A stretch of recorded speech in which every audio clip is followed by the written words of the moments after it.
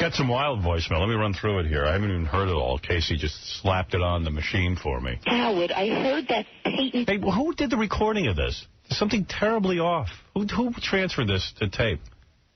You hear all that? Yeah, hiss. Hiss? Or something. I know they're phone calls, but they don't have to... Why does everything here sound so bad? Why isn't Tom Chiasano concerned with that? He's busy at golf school for 3 days. Well, if things were perfect here, I'd say run off to golf school. Yeah, then you could see it. Yeah.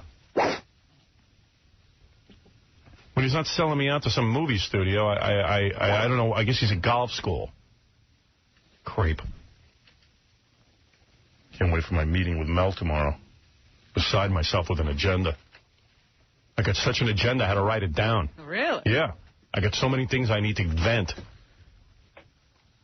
Mel called for a meeting with me, so I assume he's going to let me vent. I hope he's ready for this. Yeah. Yeah. I don't know if I'm going to play these voicemails. They sound awful. Howard, I heard that Peyton Place Yenta, Joan Rivers, telling you that you just need a little bit of Botox. Oh, you're adorable, my darling, you're adorable. You just need a little bit in your laugh lines. She was lying to you. You need a ton of Botox. You need a whole bucket of it dumped all over your face because you have big lines and wrinkles and creases and folds and deep dents, and you're a mess. Oh, man. Jesus. Maybe it's good they're obscured. Yeah. Takes away a little bit of the venom. Does that hiss bother you as much as it bothers me? It does sound bad. Yeah. But I do want to hear what she has to say. Casey, who did the recording of this? Who helped you? Who assisted you? Who did that? He's got having problems with his computer. He's having problems with his computer? Does he listen to this stuff? He's coming down. When you record off the phone, do you listen to the stuff? I did it. My computer crashed, and he already deleted them from the voicemail. And I told him that would make him sound as best as I could. You got to be kidding me. No, what's the problem with the computer? What do you mean it crashed? It crashed. When we recorded it, right after we stopped, it crashed, and I was managed to save. That's what I could save. That was the best I could do. Music the way you want it. Candid Camera, right? Am I on Candid Camera? Bring in, who is it? What is it, that lame-o show? I told Casey. Kennedy. Is this the Jamie Kennedy experiment? Is he going to come in here prancing like some fruit and goof on me? No. Oh, come on, dude. And he erases everything off the phone after you do that? Yeah. Yeah. Okay, thanks. I said, can we go back and do that again because the computer crashed. What are you doing, Casey? Save those Scott. Do you have him on the phone? Oh, dude. I do the same thing every time. As soon as I put it on. Don't. His computer evidently crashes. I never heard of such a thing. That has never, ever happened. I do it the same time, at the same thing. Well, as a result, I don't have good quality voicemail. I don't care. It's a technical thing. It's a technical thing? Then tell me before I play it on the air. Did you listen? Does anybody listen? Yeah, I heard it the first time. Get out. Both of you disgust me. You have no idea what it is for me to work here with all of you. You have no idea the pain I'm in. I find that highly disgusting. You two are causing me pain. Physical pain. Does that upset anybody here? Holy mackerel. Where's Jamie Kennedy to walk in with the Jamie Kennedy experiment? A fakakta experiment. All right, go back there and, you know what? You're worth every penny they pay you. I know. Yeah. Hey. Hey, what? Nothing. Sorry, I recovered it as best I could. And I told Casey... You told me that you fixed them. I said I fixed it up as best I could. You told me you fixed them. You fixed them. I mean, a voicemail I can't get. All right, get out. Are you going to start a new system, Casey? No, come on. No, he hasn't learned a thing. You save the voicemail till it's given to you and done. These guys don't know what they're doing. And you don't know what you're doing. I assume that it works. You know what it's like? You ever type a paper for college? Did you ever type... Oh, you did. What am I asking you that for? Yeah, I typed papers for college. Oh, you did? And what do? Do you throw out your original text, or do you save it until your teacher has graded the paper. See, I'm the type of person that always has a backup plan. Howard, I do this every week. I know. And fortunately, there's never a problem. But the time there is a problem, and believe me, it's Scott's fault. I don't buy this computer crash. But what we're saying here, Casey, is that it has never been a problem with your luck. No, it's not luck. You shouldn't be relying on luck. I am not a computer expert. No, it doesn't matter. You saved the originals. Yes, Vinny. The problem with that recording, it was recorded at a low bit rate. It wasn't. Oh, Vinny, get the hell out. You have no idea what you're talking about. No. It's Casey, it's not your fault. I think it's Scott's. I think because I've done that a lot. When you record it, you have to record it at a high quality, like a WAV file. I think he recorded it. You know what? Do me a favor. Don't use your computer anymore. Just go back to recording stuff on tape. I trust tape, not computers. Please, Scott. Or have a backup plan. Have a backup tape rolling. There was some funny voicemail. I wanted to play my audience. Somebody ought to back up somewhere. I spent all that time. Get out. Get everybody out. How does it come back to me? It comes back to you because you erased all the voicemail. And it comes back to Scott because I know he's up to shenanigans with that computer. Well, I'm not up to anything. Plan. Where's your tape? Roll tape. Obviously, the computer isn't 100% accurate. No, Do you know that? You've had problems before. Yes, I have. So roll backup tape. Burn the CD straight to What's wrong with you? What did you say, Vinny? I said he should just burn it to a CD without putting I don't want to hear you whispering on my phone. You can't do that. You got to edit it. Dummy. No, everybody out. Just get out. Get the hell out of my life. Who needs you? Beat it. Leave me alone. I'm defeated. I got 20,000 people working for me, and I'm defeated. I can't get it done. Back in the day, I did everything myself. Maybe I got to go back today. The problem with that tape was it was recorded at a low. Yeah, he's on a bus. Rate. Yeah, it was something rate. Mel's going to ask me, have any problems? What do I do? Do I just throw my hands up in the air, or do I really tell him my problems? You'd better start talking. Yeah, well, where do I begin? I don't think it's Casey's fault. Wait, I'm going through the tunnel. Wait a minute. Yeah. Yeah.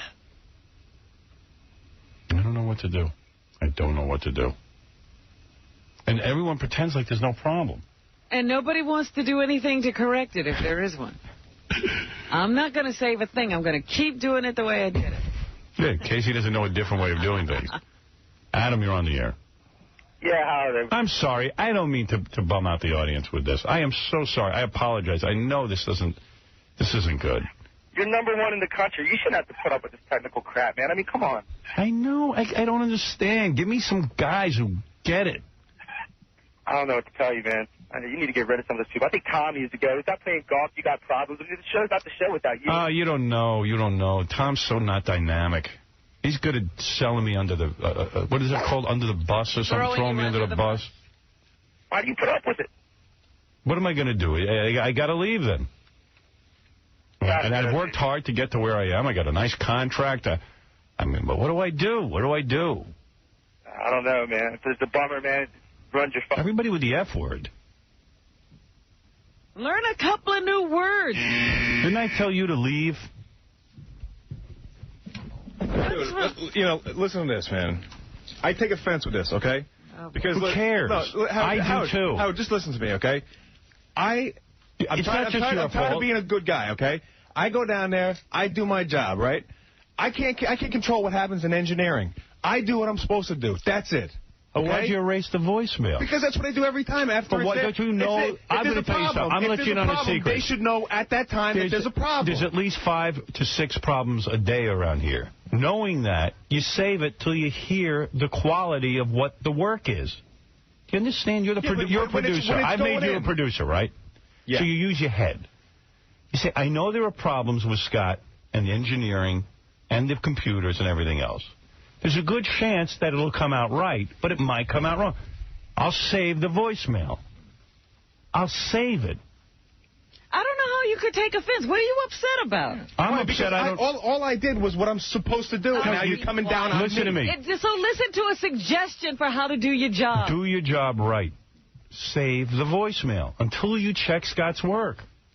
But I don't feel I should. Okay, yes, I will. You have to check his work, is what I'm telling you. You have to know your tools. You and what... are the producer of that segment. Scott wouldn't tell me he screwed it up. No, everybody hides around here. If it's going through, if there's something wrong, then you would hear it right there. No, I shouldn't have to hear that on the air. You should hear it before. He's saying Scott should know when he gets it whether there's a problem with it or not. He doesn't. How many Vinny bits has Scott given you from the computer where it sounds horrible?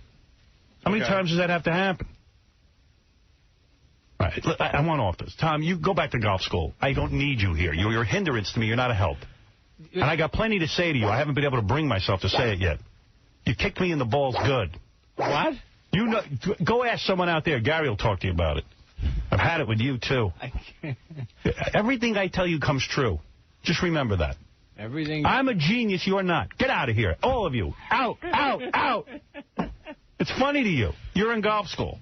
No, you take vacation, don't you? Not when things are wrong. Wait a minute, you take vacation. I take it when things are right. You take vacation. You schedule your vacation. You take it. Golf school. So much is wrong. He tried to sneak out of town, too. I didn't try and sneak out of town. Sure you did. Everybody knew where it was. All right.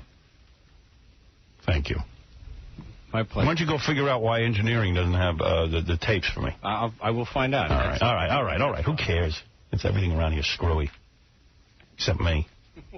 Gary, you're on the air. Howard, stop crying today. I mean, I love you. Screw you, dude. This is too much. Let it go. All right. It's no big deal? Okay, fine. Well, we'll do something else. Is that it? Okay. All right. And it doesn't sound that bad. We can listen to it. No, it's not funny to me. It's got to sound right. All right, just let it go. If I could get my hands around your throat, I would shoot you with a beanbag gun. I swear to God I would. Take him out with a beanbag. Yeah. There's a lot more things to... I'm hanging up on him. I don't want to hear him. Selling my mother. Hey, Howard. Yeah, Mike. Casey's a big dummy, man. That's what I want to hear. All she's got to do is save the tapes. Of course. Until he makes sure it's right, and then erase them. Right. Yeah, the one thing you can't understand is Casey screaming, no, I don't want to keep the tapes. Right. Can he spell... Make him spell Baghdad. We're at war for 3 weeks. I bet you can't even spell Baghdad. Baghdad? You don't even know where it is. You don't even know it's in Iraq. Make him spell Baghdad. Listen here, you hump. Do you know how much room that it takes up when I get 10 voicemails that I can't get new ones from other listeners? But stupid. We have 10 good ones. Don't erase them until you know That's what I do. I say, all right, you got that one, you got it. I erase it. No. You got it? Spell Baghdad. Spell Baghdad. Yeah, all right, let me get a piece of paper. A piece of paper is going to help you. Baghdad. I'll give you a hint. It's not the way you sound it out. No, let him spell it the way he thinks it's spelled. He's read the paper, I hope, in the last 3 weeks. He doesn't. No one here reads the paper. We're at war for 3 weeks. Let's see. It's been all over the TV. He's writing. All right, what do you got? B-A-G-H-D-A-D. Baghdad. Wow. That's a shock. What do you think of that, sucker? Howard, why is he calling you a hump and a sucker? No, I'm calling you a hump and a sucker. You know why he did it? The piece of paper he grabbed has the word Baghdad on it. Yeah, he wrote it on the top of the Daily News. Of course, yeah. Exactly. Thank you. All right. Stick that in your hat and smoke it all you. Get out of here. Ain't great. I take offense. Don't take offense. Just do your job right. We all know Scott can't do what he's doing. We know he's going over his head. You got to make allowances for that. All right. Listen, here's the deal. The contract's coming up. I have literally not figured out just what I want to do in the future. Do I want to be here for another 5 years? Do I want to be here 3 years? Do I want to be here at all? You know, I don't have a problem with the company. I don't have a problem with Mel. And it made it seem in the article like I was angry. Yeah. And as a matter of fact, because it made it, I used to see Mel every day, so if something like that appeared, we could laugh it off. So yesterday, I knew there was the CBS announcement party at the Tavern on the Green, where I wasn't even clear what this thing was. You go over and they announce all the new CBS shows. Yeah, apparently earlier in the day, they have a big meeting and they announce the lineup. Yeah, and Gary went to that. How was that? That was at Carnegie Hall. I mean, that's a huge event. And what do you do there? Well, I think it's every advertiser ever, is there, and then Les Moonves comes out, and he talks. Les Moonves is the head of programming for CBS. And they have this whole presentation where they talk about... Is it on video or something? Well, no, he's there live, but the presentation is on video, and he's standing there and talks about how, now that we're Viacom and Paramount, we hit every demo. We've got Nickelodeon, we've got MTV for teenagers, we've got, CBS 60 Minutes, we got the Howard Stern Show, we got everything. He mentioned the Howard Stern Show. Oh, he did, huh? So they talk about everything, and then what they do is they trot out the story. I'm surprised he mentioned it. Every time I see Les, he's got he's the guy who does the shtick with the cell phone. I have to tell you that. He gets on the cell phone every time you see him? Yeah, he's in the lobby all the time. I always run into him in the lobby. He's on the cell phone. He's like, oh, Howard, hi. Yeah. You don't think he's talking to anybody? No, I don't think that cell phone's even connected. I think it's a dead cell phone. You were mentioned in the presentation, and I do have to say that you were mentioned equally with another radio person. Oh. You know what I mean? With Imus? Yeah, as if you're, Yeah, you know what? I've had it. That's why I want to get out. I'm just so sick of it. Imus. I bury Imus, and they mentioned me in the same breath with that old fart. Yeah, and you were second. I was second. Yeah. Oh, we have Imus. You know what? I'm going to tell you about Les Moonves. I'm so sick of this guy. He hates me. He won't admit it to anyone in the company, but he hates me. He dishonors me. He mentions Imus at the CBS affiliates meeting. For what purpose? What? Who does he mean in front of me? To? He means nothing to anybody. His wife, maybe. And Les says to me yesterday, I run into him, he goes, I'm thinking I might come on the show. I go, who wants you? Nobody else. Screw you. You might come on the show. Stay away from my show now, Les. Don't have any high-powered meetings. You mentioned Imus before me? Nigga, please. He hasn't seen me. He goes, how's single life? Angie Everhart, huh? How's that? Hey, listen. That's it. It's over. Goodbye. You said the wrong thing. Imus before me. The guy doesn't even have a 2 goddamn share. Doesn't bring money into the company. Nobody brings money into the company like I do. 100 million.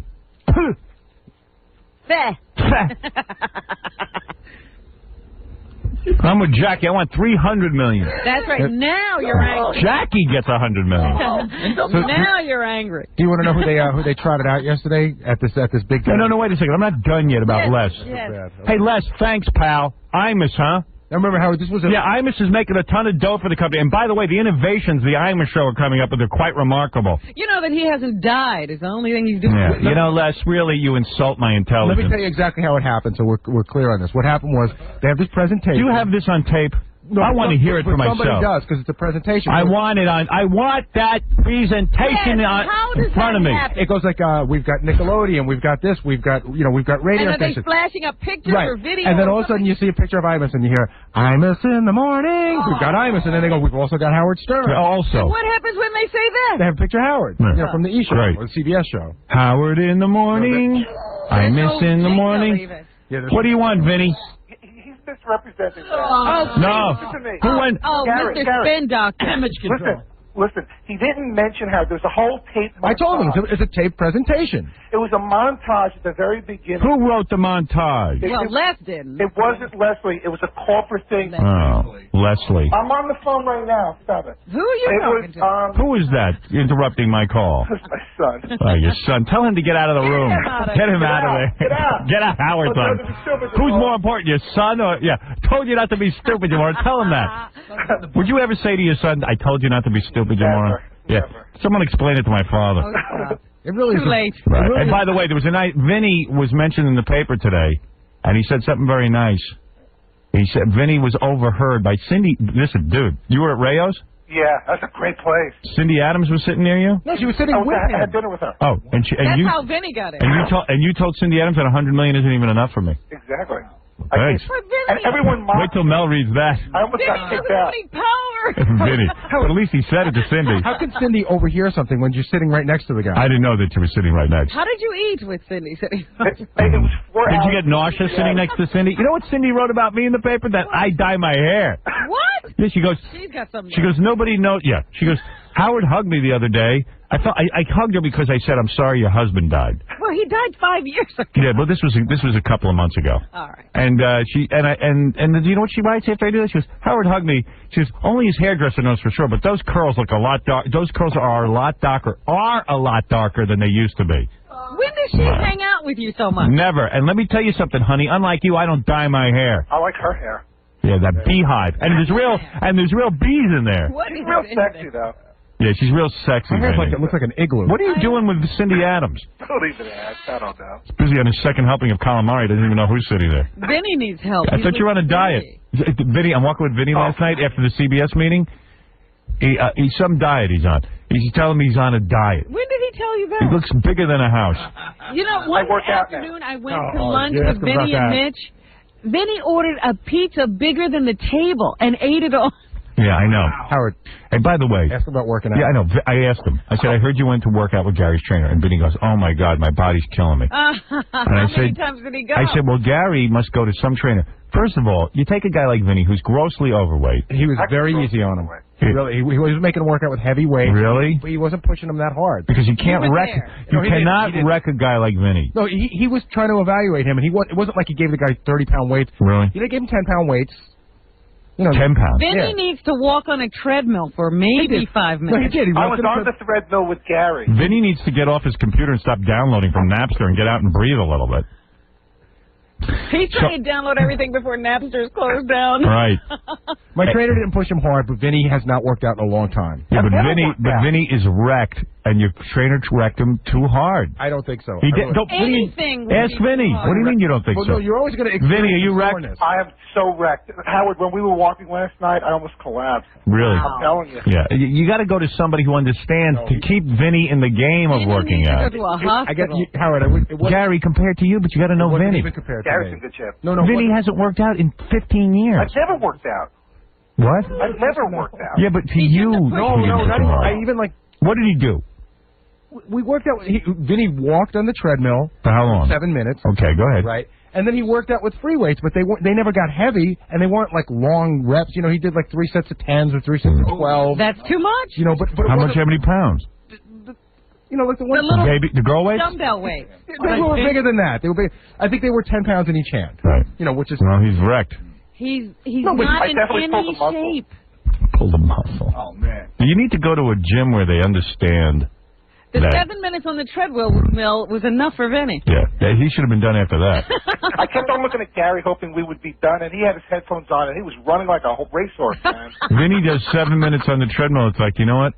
I'm completely sapped. I need to go eat. He needs to go take a nap. Right. Let me ask you a question. If you were going to, you know what the speeds are on a treadmill. If you were going to walk at a brisk pace, what would you set it at? Like brisk pace, I would set it about 3.8, 3.9. Yeah.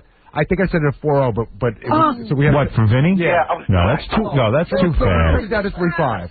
That's still fast for a guy. 3.5? Yeah, he's fat. Yeah, but it's just walking. It's just but Gary he walks every day. He walks slowly. No, I don't walk 3.5 is a fast walker. Let's clear that up. Vinny, you're obese. I'm not obese. Stop it. No, he's not obese. He's heavy.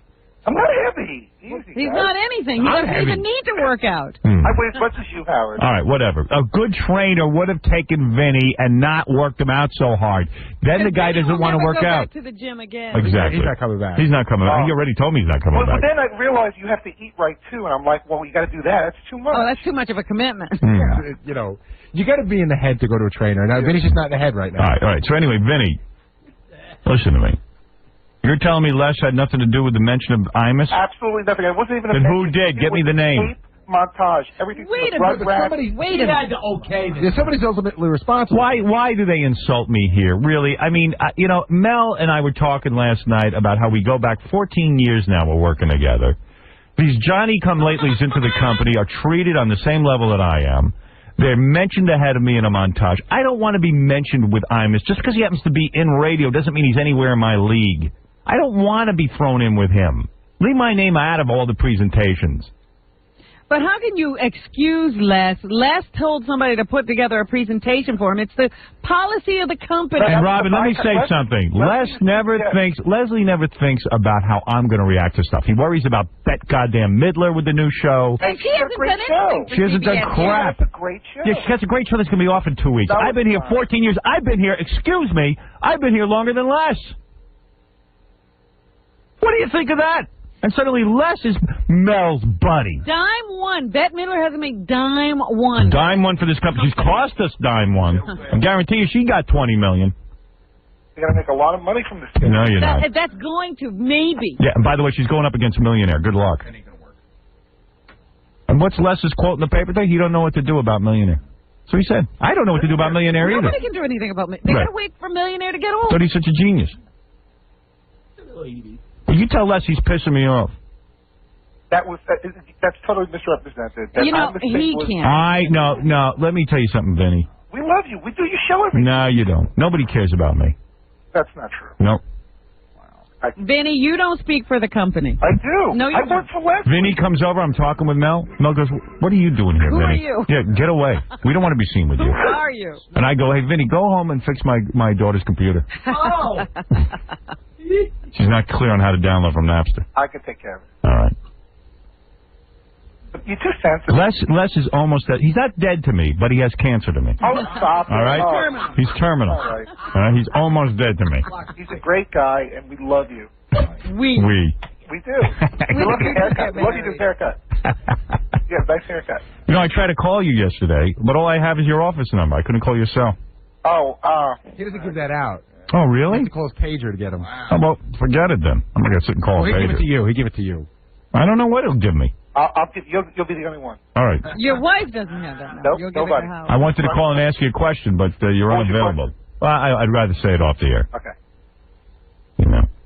So, anyway, the point is that so go ahead with the CBS stuff. So, you know, they had all the big stars there that were there, you know, for the big shows that are coming on. You weren't asked to be there. No, I don't want to be there. No, but Well, I'm just saying you weren't asked all their big stars. In all fairness, well, no, I shouldn't even say that. You know, Letterman came out, and he was really funny. Right. He goofed on Les Moon. And then Les the whole time, did you see Dave? He looked wonderful. Well, everybody with the looked wonderful. Yeah. He had the heart surgery? Yeah. But he looked wonderful. Les and Dave ought to go get married. But Dave was really funny. I mean, he's just Dave and Dave and Dave. First of all, Dave don't even have half the listeners I have. That's the joke.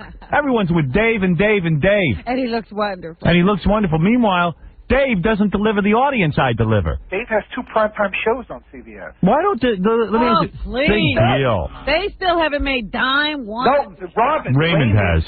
No, Raymond has. What's that? Bonnie Blair? Yeah, that's his show. Oh, darn. Remember he had that Bonnie Blair show? Yeah, he's had a lot of bad shows. What are you talking about? Now, I'm talking about what I choose to talk about. Bonnie Hunt. Bonnie Hunt. That sucked too. Bonnie Hunt show. Want to say something about that, Vinny? Hey, listen. I'm warning you. Double A wants to say something. Go ahead, Double A. Howard, what's going on? Yeah. They're butchering that conversation with that girl again. Why? We're not saying anything wrong. Who is butchering my conversation, Andre? Who it is. Something's going on. I mean, you. Well, as soon as I mention anal, they're hitting the button. I'm not saying anything. I'll just cut it out. Stop it. You're killing me. Get me off. Undo my 5-year contract. Get him out. What did I do? What did I do? What did I say? I'm watching MTV. They're showing bowel movements on the toilet bowls on that Jackass show. They're showing people vomiting. They don't tile anything out. My TV show, I've been doing this stuff, tiling out. Trying to bring the king down, but they can't do it. Don't worry. They do it to me. Why me?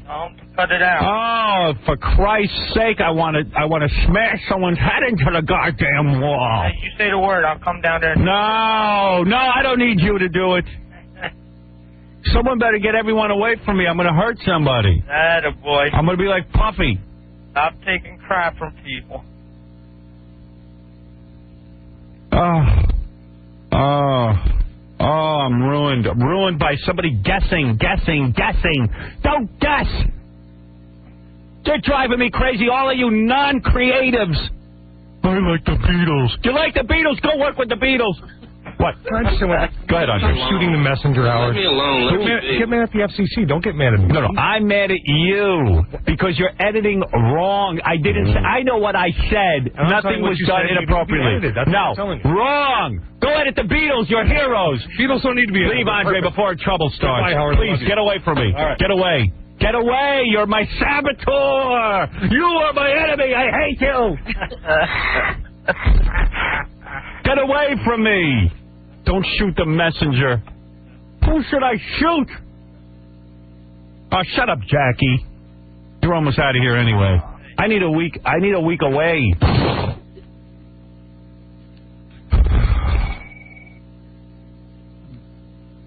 I mean, seriously. So she mentioned anal sex. So what?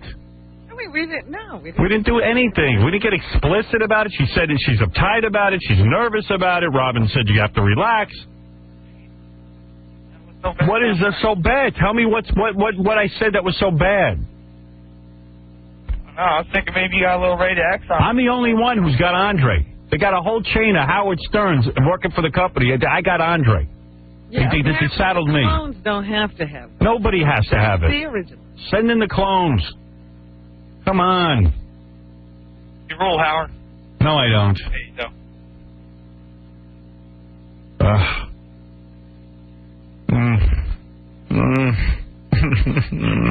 Don't cry.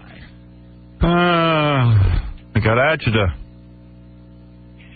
I don't rule. They have the rule. They rule.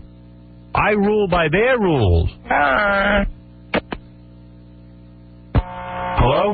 What happened to that woman? Are you there? Trying to help her with this anal. Are you still there? Miss? Olivia? She hung up. Tony? MTV showed full front breasts. Really? You know why? They were doing a thing on breast implants. I saw the whole thing. And you can do that. They're showing bowel movements on a toilet bowl, sitting on a toilet bowl. Guys vomiting, no tiling. What else? Geez, I'm watching a TV show the other night. They said put something in your, and then they described the male buttocks. My show's the only show they're editing around the clock. Yeah, baby talk. Baby talk. I'm no baby. There's no babies listening. Don't worry about it. Take on the FCC then. George Bush said, it's a new administration. George Bush has said he believes parents should control what children. Heart attack. I want a heart attack. I want one. I welcome a heart attack. Anything's easier than this. Get me out of here. Get me out. I signed up for 5 years. I was insane. My agent convinced me. It wasn't my doing. He convinced me. I was kidnapped. You'll do it. Temporary insanity. Oh, you got to sign 5 years. They don't want 2 years or 2 years, and then they don't feel you made a commitment. I'll never get through it. Well, what did we get for this commitment? I'll never get through it. Where's my new studio? Nice new studio. I'll never see it. I had cold air blowing on my back. I got such cold air blowing on my back. 5 years of cold air. Cold air on my back for 5 years. It's going to age me. I'm going to look like Joan Rivers. I'm going to be... Where's Dr. Kevorkian? Get him out of jail. Spring him. If he would hear my story, he'd put me to sleep. He said, yeah, you need to go. Double quit. So Hello? Yes, Yvette. Hi, Howard. How are you? I'm fine, honey. That's good. I'm glad. I was listening to your radio show, and I heard the girl that she wants to give her husband anal sex for Valentine's Day. Yeah. Well, I have some advice for her. Well, we'll never hear it. What? I mean, I'll hear it, but it'll be edited out. Cut up. Nobody else will hear it. Oh, really? Yeah. What is the advice, please? The advice is, first of all, Robin is totally use right. Pig Latin. Pig Latin. You know Pig Latin? Ainful pay anale. You understand?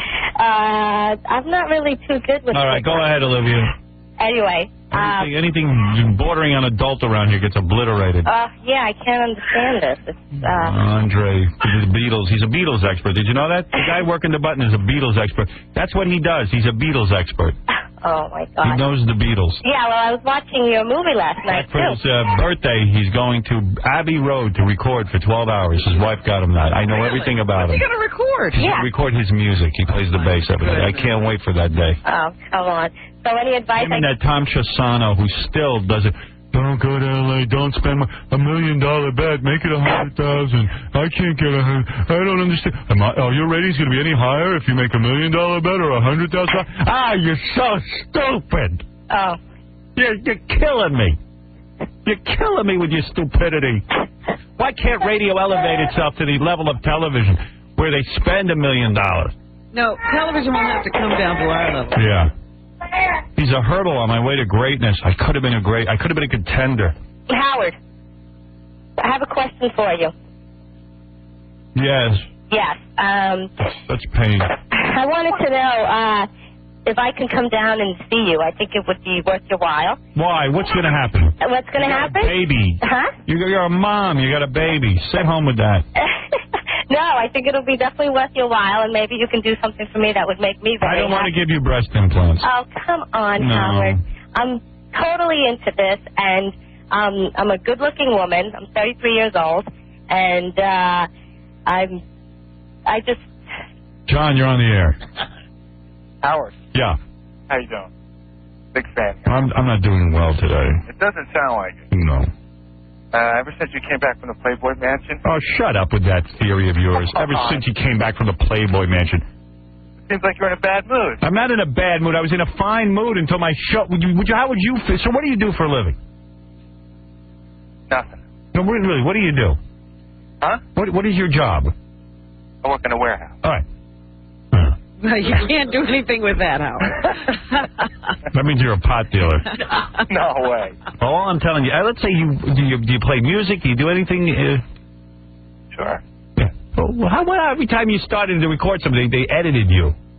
I'm talking to this guy. Tell me, I don't sound like I'm in a good mood. Why would I be in a good mood when I got a guy who doesn't create anything busy editing me? No, it all relates back to the Playboy Mansion. Death, where is thy sting? Oh, my God, he's gone Shakespearean on That's right. Oh, that's a quote from Jackie's new movie. Well, Shakespeare was there when Shakespeare wrote it. I'm a police captain. Yeah, least you can do is wash him up before you bring him in here. Put him in lockup. Yes, Pat, you're on the air. Yeah, Howard, listen. You keep talking about Casey being gay and this, that, but a drunk show, you can see it in your eyes, you and Ralph. What's the deal here? Come on. Was he looking at Ralph with love in his eyes? Yeah, you got it right. Don't embarrass me. I'm in love with him. Well, let me I'm in love with that hideous, very big tooth. Have you two consummated? Yeah, I just had anal last night. Thank you. I'm not saying that. Get out of here, you Let me stupid finish. ass. I got no mood for you. Say whatever you want to someone else. Go ahead, Robin. Finish the news. The fuss that Jesse Helms has created by shooting off his mouth. He's been saying things like the president had better bring a bodyguard if he comes to visit North Carolina. North Carolina has a number of military bases, and Jesse Helms has taken it upon himself to be the voice of the disenchantment on the part of our military with the president. Let me talk about this. Jesse Helms is a traitor to this country. He's a traitor to the United States of America and should resign as senator from North Carolina. And I'll tell you why the man's a traitor. First of all, Jesse Helms now has, his Republican Party now has the majority of the seats in the Senate, majority of the seats in the Congress, and he is still sitting and harping about President Clinton. Now's not the time to harp about President Clinton. Now's the time. Now you've got a majority. You can pass bills. You can do all kinds of things. And what is he harping on still? President Clinton. President Clinton. Because you know what? Some guys don't do anything. All they do is harp. They don't really want to do anything.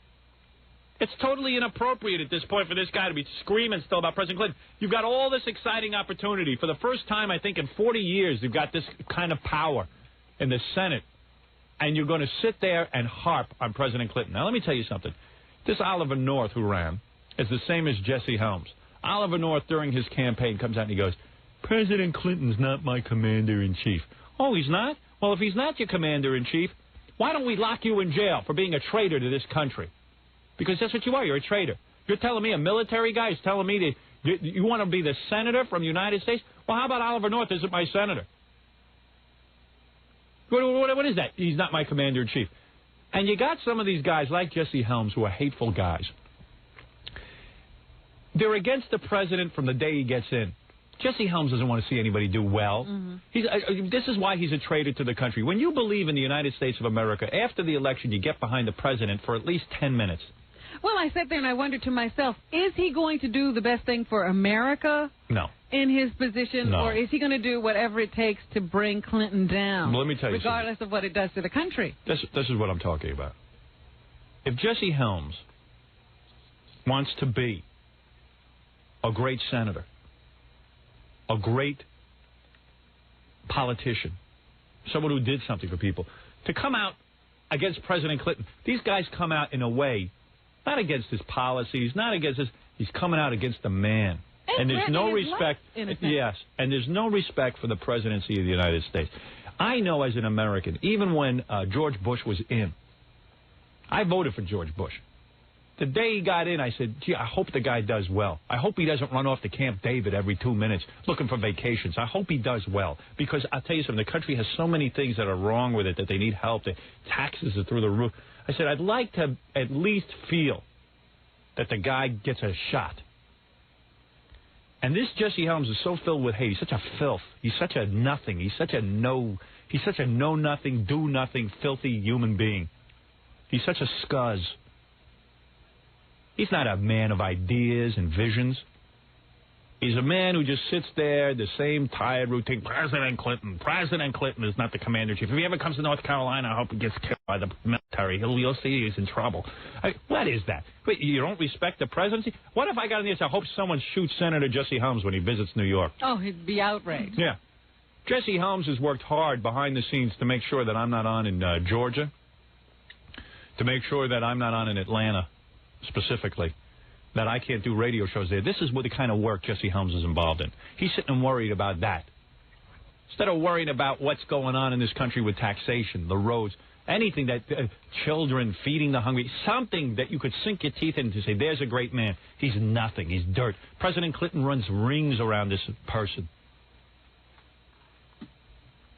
Because President Clinton is at least working in a direction. He at least has some agenda. Whether you agree with it or not, at least he's in there working. Instead of sitting with dopey comments, I hope Jesse Helms gets killed. You ever hear him say that? What a disgusting thing to say. And those rubes from North Carolina, they don't know how to vote for anyone else but Jesse Helms. They think they got a great man there. Well, for North Carolina, it probably is a great man. They got a bunch of bumpkins down there. It's full of inbreeding.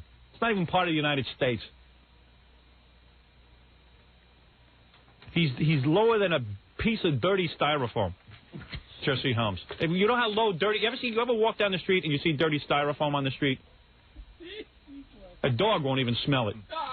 That's how low he is. He's lower than dirty styrofoam. There you go. That's all I got to say. Well, let's listen. He's nothing. He's garbage. President Clinton was asked about Jesse Helms' comments at a press conference yesterday. Here's what he had to say. It's gotten vicious now. They're not for the presidency. They're only for the president if he's a Republican. That's sick. That's stupid. He's lower than Richard Lewis. Right. Right, Pat. That was Pat Cooper. Lower than Richard Lewis.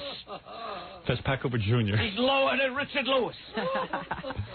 I think the remarks were unwise and inappropriate. The president oversees the foreign policy of the United States, and the Republicans will decide in whom they will repose their trust and confidence. That's a decision for them to make, not for me. This Jerry Falwell, who calls himself a religious man, that he's involved with God in some level, is so full of crap. He's another guy. He's sitting releasing videotapes of how President Clinton killed somebody. This guy doesn't know a thing in the world. I never saw such viciousness. This is the religious, so-called religious right. They are the most dangerous people on the planet. They want to take... You know why they're called the religious right? Because they want to take away every one of your rights. They are filth. They don't know anything about God. They know less about God than they do about rearing children. Hillbilly filth garbage. Steves. Got a guy in the White House at least working. That Bush was off every weekend at Camp David. I would take Camp David. I wish the president would blow up Camp David. That would be the single greatest. If I was president, I'd blow it up. So no president could take vacation. I'm going to Camp David this week, and I need to relax. I'm going to take a working vacation. You know what? Work and vacation cannot be in the same sentence. I tried it. It doesn't work. It doesn't.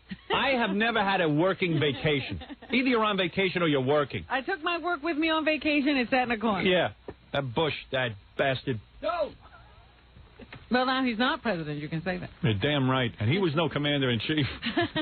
Listen, Clinton is the commander-in-chief, and if you're a senator of the United States, you've got to back that up. Otherwise, the whole system goes down. You can't say the military. You're advocating a military coup. That's right. That is exactly what he's doing. That is treason, and he should be on trial, removed from the Senate for senility. I believe the man must be senile if he makes a statement like that. And everybody's making a big deal about the fact that now he's backpedaling on the statement. He says he made a stupid statement, but he has not apologized. Yeah. Can you imagine? He won't apologize. This is how filled with hate this man is. Let me know I felt that hate firsthand. This guy has spent time actually trying to keep me off the radio. This bum. There is nothing intellectual about the man. He's a lowlife. And should not be allowed to be the senator of any state in this country. They should force North Carolina out of the country until he steps down. North Carolina, piece of garbage state. I wouldn't visit there. As long as he is a senator in North Carolina, take your goddamn money and throw it out the window. Never send it to North Carolina rather than go down there. Are we on in North Carolina? No. Good. Oh, we are? Where are we on? Myrtle Beach? That's South Carolina. Thank God. I love South Carolina. Warren Littlefield didn't come from... I think he is from North Carolina. Oh, my God. You don't know anything. He's from Jersey. I read that. A chicken with his head cut off makes more sense than Senator Jesse Helms. He's filth. That's not even a man. That's not a man. That's lower than styrofoam. Dirty styrofoam on the side of the road. Just laying there like garbage. That's Senator Jesse Helms, the worst there is. And you hear him talk. Hello there, it sounds like Foghorn Leghorn. Foghorn Leghorn here. He should be in an enema tape. I'd give him an enema. I think that would help. I'd fill him up with 4 quarts of Bosco. Send him on his way. Backed up. You're not kidding. My butt is sticky. Sticky buns. That's a do-nothing, no-nothing. That's what he's concentrating on, President Clinton. Here he's got a majority. Republicans, he should be out caucusing and having a discussion about the budget and how to get the country on course. You see the stock market took a nosedive? Oh, yeah. Why are you worrying about that? That dope. He's nothing. See, Clinton, I can be effective. You just better get rid of that FCC problem. The clock is ticking. Sorry, Rob. Go ahead. I didn't mean to... Well, I was going to say he's being considered for the head of, I guess it's the head. Foreign Affairs Committee. Oh, my God. And they aren't sure that that's going to be a very good mix with him being the head of the Senate Committee on Foreign Affairs and having to deal with the president. How are they going to work together if this is the way? He said on CNN he didn't think the president was up to the job. Why don't they hire... The presidency of being the president. Why don't they hire Larry Harmon for that job? You know who Larry Harmon is? Bozo. Why don't they get just Bozo, a guy with big red nose and big giant shoes and big red hair, and make him the head of whatever that committee is? Why don't we just make a mockery of the whole country? Senator Jesse Helms, I would give him a test to see if he has Alzheimer's. I mean, that's who's going to be the head of an important committee? We're doomed. What happened? Young people are supposed to be running this country now. Why they got that old buffalo in there? Well,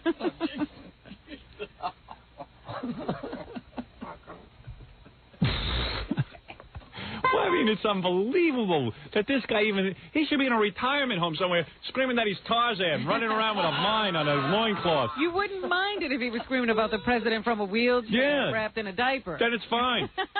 Makes sense. Where do you see a senator saying, hey, let that President Clinton come down here. He ain't our commander-in-chief. Our boys will shoot him. Whatever he said. You better have a bodyguard. Yeah, can you remember? Bubbly dog. North Carolina. Better have a bubbly dog. Our military men down in North Carolina. Yeah, that filth. That lower than scum. Imagine that. Oh, if I had said that on the radio, they would have been calling for me to be removed. Would have me investigated. Forget it. Country stinks on ice. He's a B senator. Right. He's a B senator. Right. He's a B senator. Goodbye. He's low. He's lower than Tom Jones. Goodbye. Lower than Chuck Norris. Goodbye. Goodbye. No more. Geezer, goodbye. Right. No more. No more. I got to read you something in the newspaper that's really bugging the crap out of me. So I told you, this is just is it my imagination or am I the most persecuted man in show business? Oh, here we go. What they write? No, you're going to agree with me. I know it. Okay. I mean, this is nuts, Robin. Okay. Please. And if anyone disagrees with me, fine. But I think, I don't know what I do to evoke this in people. Am I the most hated man on the planet? All right, let me hear it. Okay. So I told you last week we were very excited at the Howard Stern production company because Son of the Beach, my television show, was just picked up for 7 more episodes. Mm-hmm. So that's exciting. Yes. All right. And I told you that in the world of cable, it's very hard to register even a rating point. But this show is the highest rated show on FX. What can I tell you? It's doing very well. Mm-hmm. Now, compared to a network show, they don't have the distribution a network has. Okay. Right. So in the Daily News today, they say new wave of beach episodes for FX. And it's a big article. I'm going, how much of an article could this be? Howard Stern will be yapping about this for months. Yapping. Oh, all right, so already you know the guy hates me. This guy's named Richard Huff. Have we talked to this guy? I don't know Richard Huff. What's his point? Howard Stern will be yapping about this for months. Cable's FX has ordered 7 more episodes of the Stern-produced Baywatch spoof, Son of the Beach, which debuted to okay Nielsen ratings 4 weeks ago. Okay. In the world of cable, the only show that even comes close is that cartoon. South Park. South Park. Okay Nielsen ratings. FX originally... And South Park is considered a big hit. Yeah. Only when I do it, FX originally ordered 6 episodes of Son of the Beach. And by the way, FX doesn't even air in New York. That's right. Let's not forget that. FX originally ordered 6 episodes of Son of the Beach and recently asked for 7 additional scripts. Once the folks at the network got the new storylines, they decided to order more shows. No, that's not how it went. We haven't even submitted the new storylines, so already it's wrong. The reason they ordered more shows was based on people were watching it. The ratings, yes. However, the new episodes won't be ready for airing until late summer. We hope. So after Sunday's telecast of Son of the Beach, FX will shelve the show. What's he even talking about? We have 2 more episodes that are coming on tomorrow night. It's Tuesday. It's Tuesday night. I mean, it's just like the guy doesn't even pay for it. But listen, wait, you got to knock it. We'll shelve the show and return in the summer to kick off new episodes. Son of the Beach has been the highest-rated original series in the history of the network. For its 4-week run, it's averaging 841,000 homes. That's nice. Which is high for the channel, but small in the overall TV world. If it aired on a broadcast network, its ranking would be battling the PAX network for a spot in the cellar. Oh, but he doesn't imagine that more people would watch. Dude, douchebag. I mean, these guys don't even know the subject they're talking about. If it was on Fox, for example, the distribution would... It's like they took Letterman's show and they put it on E. Right. The show couldn't get a 0.2 of a point. To get a rating in the world of cable is a whole different animal. There is no rating in cable. The only other people who even get these ratings are HBO. Right. And their ratings, you think The Sopranos is such a big hit? How many homes do you... watching. Yeah, well, check it out. How many people do you think are watching that?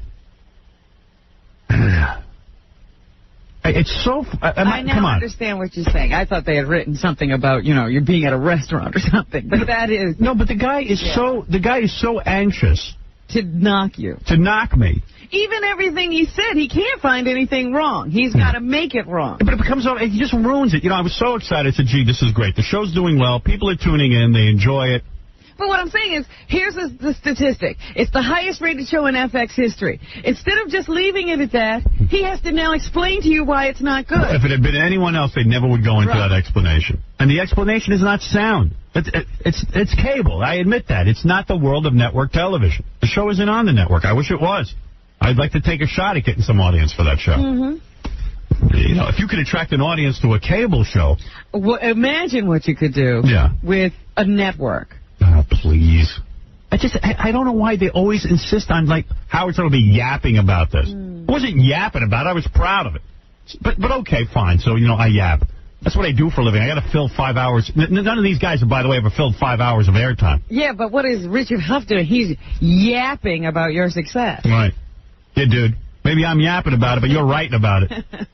And I can guarantee you what you're getting paid sucks. Imagine writing he's not even writing the TV review column. He's writing the inner tube. You know? I don't even think he's writing he's writing the inner tube.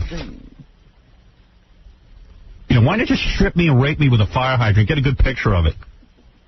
You know, dude, what do you want from me? How many more mountains can I climb before someone will say you did a good job? Tell you what, dude, let you produce a show for FX. We'll see the rating you get. Yeah.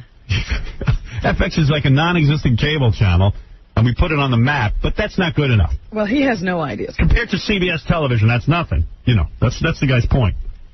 Yeah, but he's saying that you would only get the same ratings with larger distribution. Right. Which is not bull. Proven. He has to make that up. F him. What am I going to do?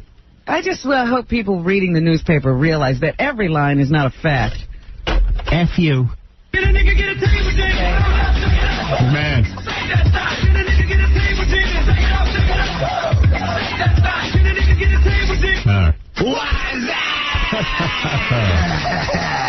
Right. Hope you realize there's an awful lot of opinion in those stories. Right.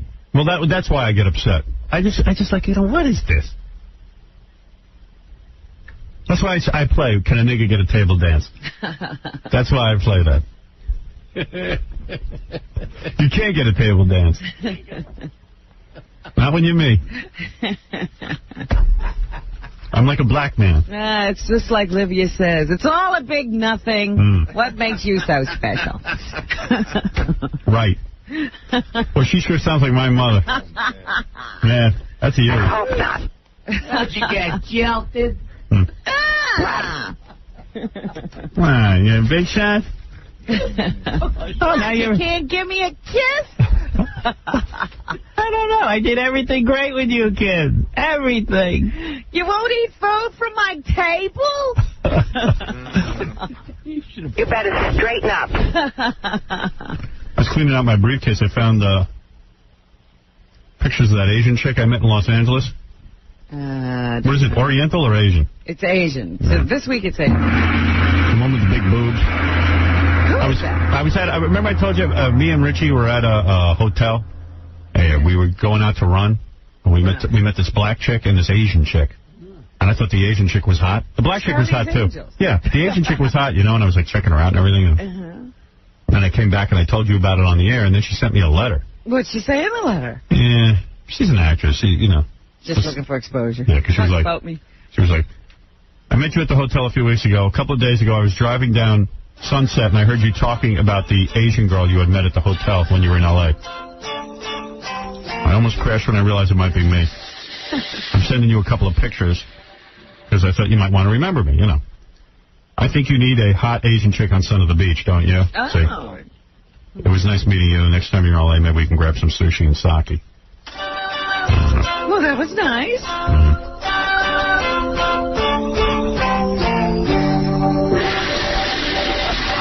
Could turn into something else. So I keep dragging around the letter with me, but I should really just throw it out. What are you carrying around for? I don't know. It was in my briefcase. On top. Let me save this. There's an article in a magazine called Harper's. Not Harper's Bazaar. Harper's Magazine. You ever read that? I think Harper's is Harper's Bazaar. Yeah, they took away the Bazaar part. See, I thought that, too. I said that to a friend of mine last night. I said, Harper's is Harper's Bazaar. They took away the Bazaar. And she said to me, no.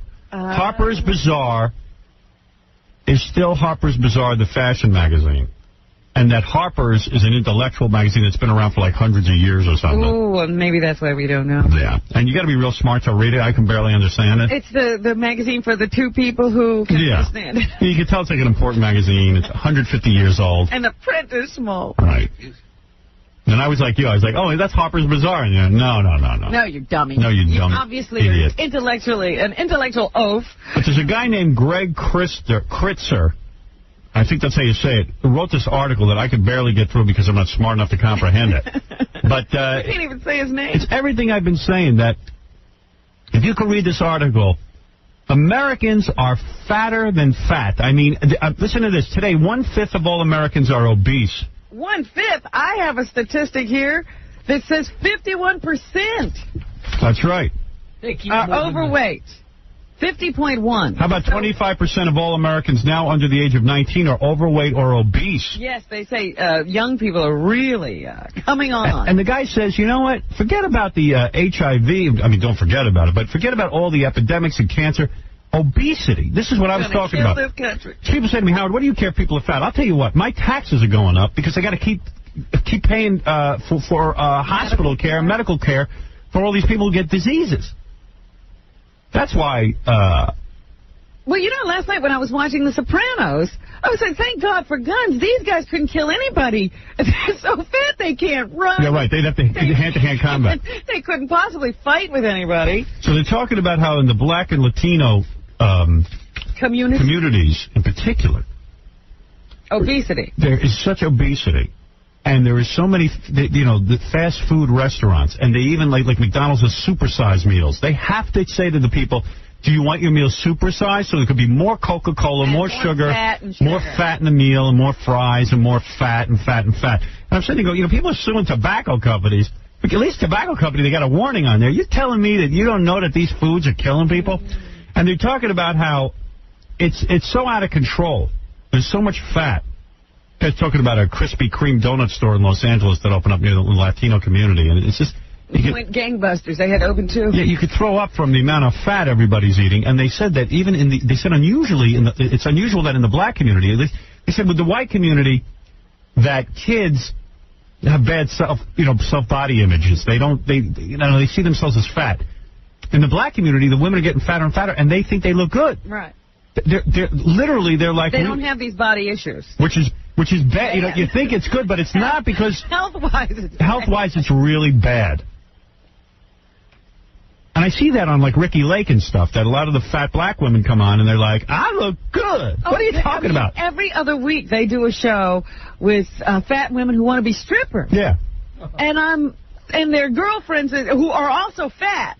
Yeah. Are telling them, you don't have the body for it. And they're wearing mini skirts and... Oh, tight clothes, see-through things. I think they think the more booty, the better. Yeah.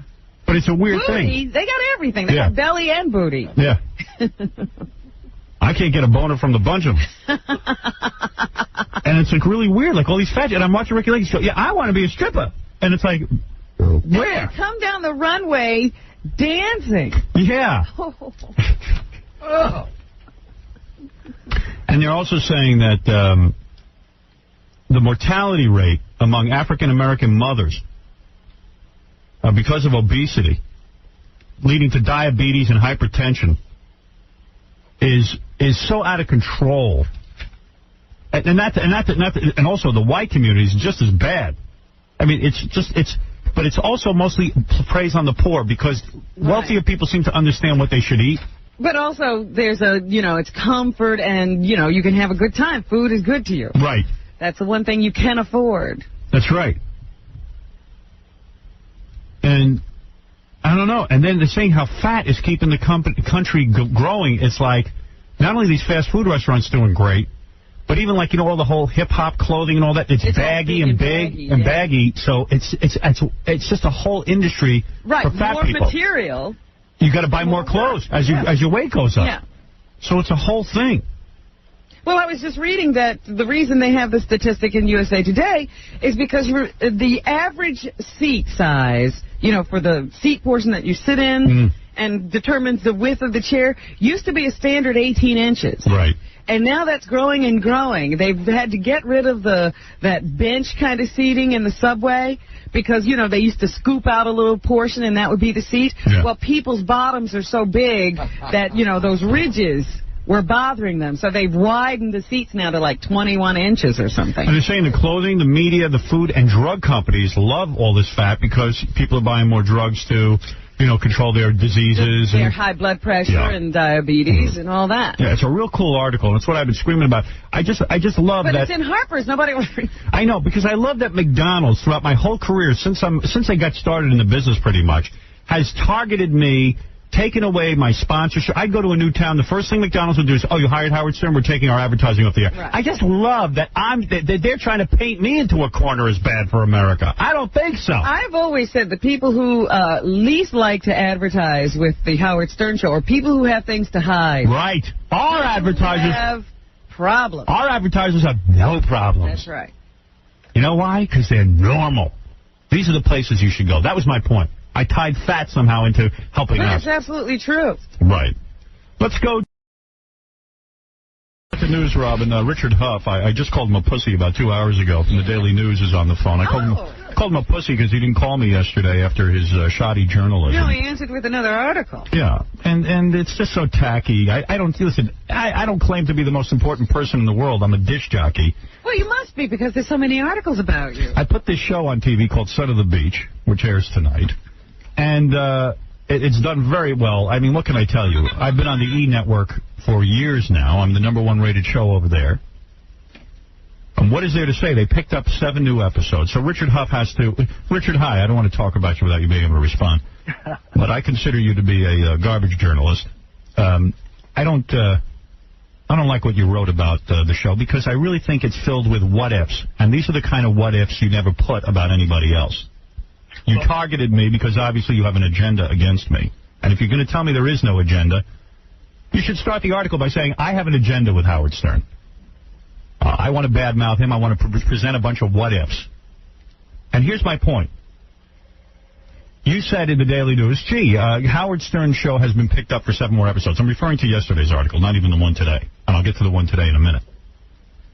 And then you said, but, you know, but if it was on a regular network, here was your point. It would have nothing. It would have, compared to a regular network, these ratings mean nothing. It's an insignificant show, which is absurd. In the world of cable television, which is something I know about, to get anybody to tune into anything is nearly impossible. That what I've done on the E! Network, they tried it with David Letterman, they tried it with all these different guys. They can't get anybody to tune in anything over there. And night after night, I bring them an audience. Now, compared to a network show, no. But in the cable universe, I'm like the ER of cable. And the same with Son of the Beach. For them to pick up the 7 new shows was based on the fact that it was their biggest show ever. The whole network doesn't average a .3. That's the facts, Jack. And if you took David Letterman's show and you put it on E, he gets about a .2. I know. He was my lead-in for years. So what's your point? Why don't you be honest with the audience and tell them that you don't like me, that you're envious of me, or you feel I'm a no talent? Why don't you tell your true agenda to your readers of the Daily News? Go ahead, Richard. Well, first, thanks for your compliments about my work. I have no agenda. I'm a fan of the show. I listen every day, as you can see. When do you ever write an article about any show like this? 2 days in a row of what kind ratings of analysis. Are those? Yesterday, you pointed out some inaccuracies in the story. So I went back and looked. And you hacked me up to death. I didn't hack you up to death. Well, here's your point. Again, more what-ifs, Richard. Listen to this. And for once admit you're wrong. Listen to this. There's a whole article today about how if Son of the Beach was on network television, I wouldn't be able to get sponsors. Now, that's a complete absurdity. I'm not even on Son of the Beach. What if? It's another what if. No, why would you badmouth me like that?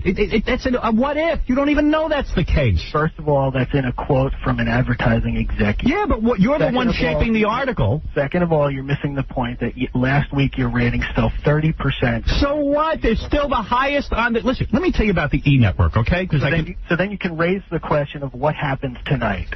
But honey, when do you ever... Honey, that's cute. Yeah, well, because you're like a woman. You don't listen. Thanks. But here's the thing. When do you ever devote 2 full days about tracking the ratings of a television show, particularly if you knew anything about cable? With E, the first time I went on E, I had a huge rating, a phenomenal rating, curiosity factor. And the ratings dropped, and, of course, if anybody had written articles about it, we said, wow, Stern lost his whole audience. I didn't lose the whole audience. I began on a nightly basis to gain audience, quite frankly, but there was drop-off in the beginning. There always is. For FX, this is a huge hit. And their spokesman is quoted saying exactly that.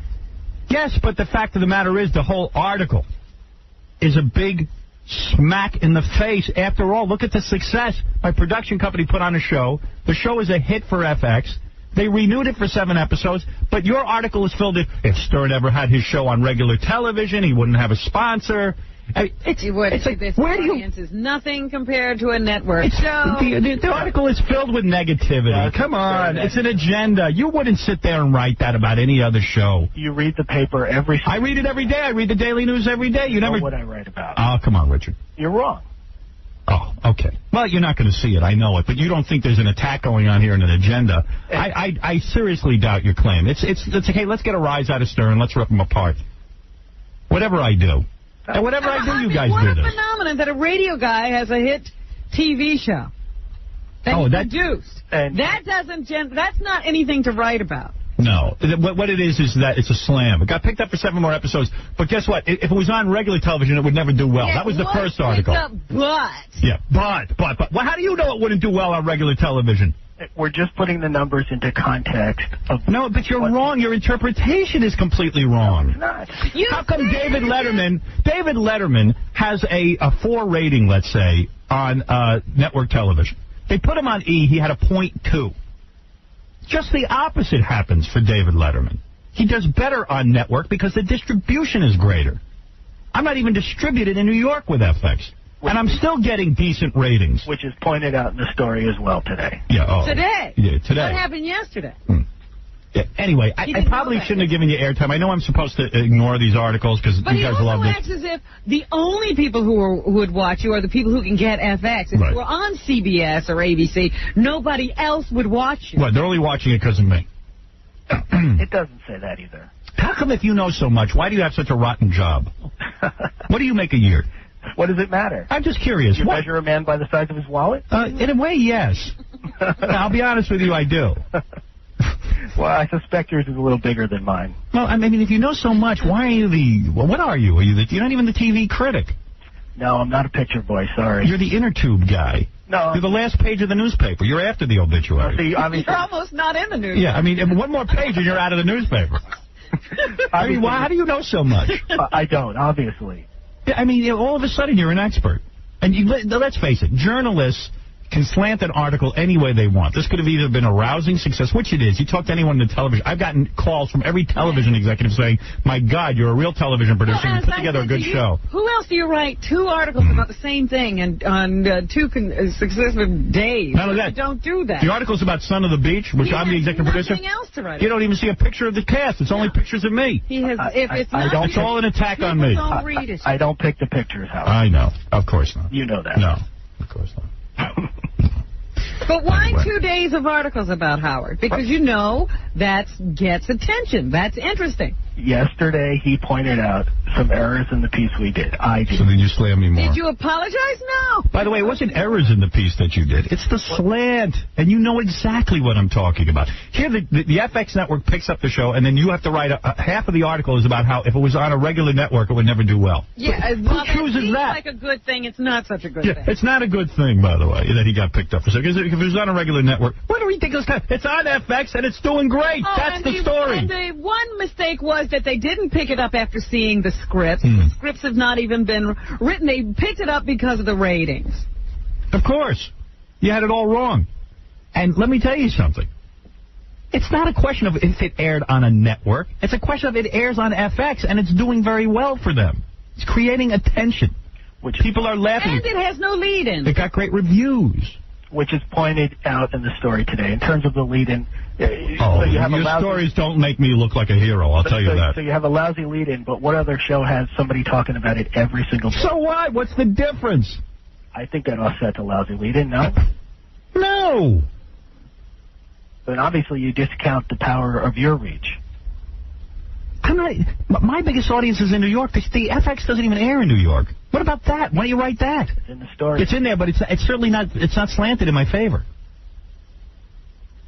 Listen, I give up. There's no pleasing you guys. It only leads me to believe that you're jealous. Of what? Me. Because you all think you can do what I'm doing, but you don't. You wouldn't even have a clue how to do it. Never. I'm in touch with what people want. You can only dream of my greatness. You know what it is to have my brain? I know you know what it is to have my face. But can you imagine to be me? How wonderful it is. I can only dream of it.